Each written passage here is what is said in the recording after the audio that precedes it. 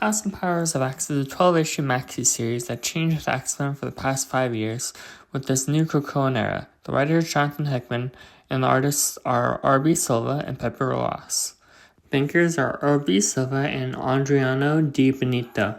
The letterers are VC's Clayton Cowles and Tom Mueller. The editors are Annalise Bisa and Jordan D. White.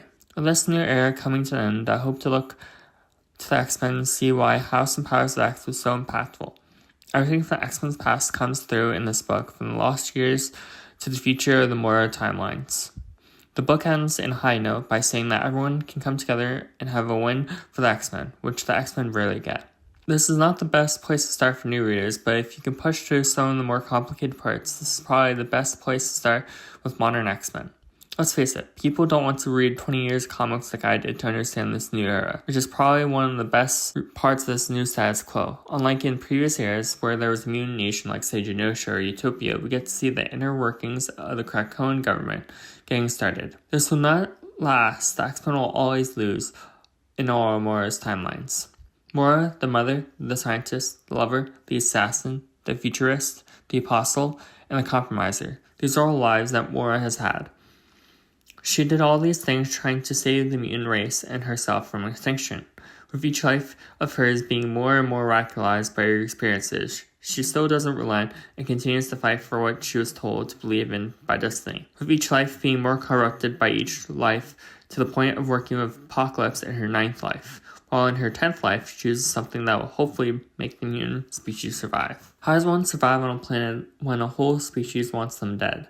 You see people band together in small groups and make their own communities. When people come together and thrive and form their own group, you get a culture. When you get a culture, you eventually get your own freedom of government. Once you get a government, you can have rights and flourish in your own way. This only happens when you flourish and take care of your own community. When that doesn't happen, we see people will go after each other and fight and get too big. X-Men generally fights for themselves separately. In this book, they fight for the people of Krakoa. Thanks to Xavier compromising on his dream of peaceful coexistence with humans, Xavier and Magneto come together and bring amnesty to the evil mutants of the world.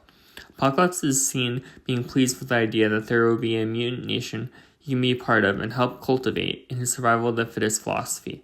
Meanwhile, Mr. Sinister is going to help the mutants against his own will by Professor X using his telepathy to convince him to make a copy of all mutant genomes in the world, which he agrees to after a short attack by another Sinister who agrees to do this. But he forgets what he has done and why he's doing it until the time is right. While the first mention of Omega-level mutants was in 1986 with Rachel Summers being the first defined Omega mutant, Hickman defined who these mutants are and who they were. The now known definition is a mutant whose dominant power is deemed to register or reach an undefinable upper limit of power-specific classification. He also made a list of who these Omega mutants are and defined who these people are, which feels like people finally have a definitive answer to what an Omega-level mutant is. This was a great comic that started a new era of the X-Men.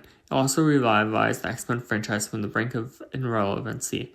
Also touched upon some of the confusing aspects and left plot threads for other creators of the X-Men franchise like Doug Ramsey planting the techno-organic viruses on Krakoa or having Monet St. Croix turn into penance.